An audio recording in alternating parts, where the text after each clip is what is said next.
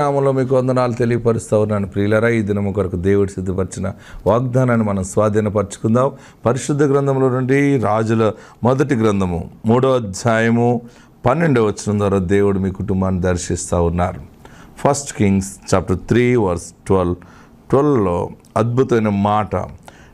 నేను వాక్యం చదువుతున్నప్పుడు మీరు కూడా బైబిల్ తీసి చదవండి, నోట్ చేసుకోండి.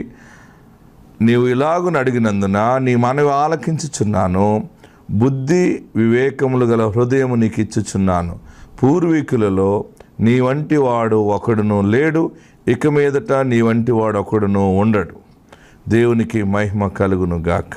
చూడండి, రాజుల మొదటి గ్రంథం 3వ అధ్యాయం 12వ వచనంలో, నీవు ఇలాగున అడిగినందున నీ మనవి ఆలకించుచున్నాను, బుద్ధి వివేకములు గల హృదయము నీకు ఇచ్చుచున్నాను. బుద్ధి వివేకము గల హృదయము నీకు ఇచ్చుచున్నాను. పూర్వీకుల్లో నీ వంటి వాడు లేడు, ఇక ముందు కూడా ఎవడు ఉండడు.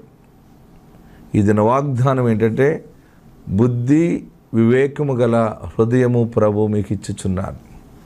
ఈ లోకంలో మనము ఏదైనా ఒక విషయంలో విజయము సాధించాలంటే, ఏదైనా గొప్ప సక్సెస్ మనం సాధించాలంటే, అనుకున్న పనులన్నీ జరిగి నెరవేర్పు చూచి అనుభవించాలంటే దానికి కావాలి బుద్ధి వివేకము గల హృదయము కావాలి.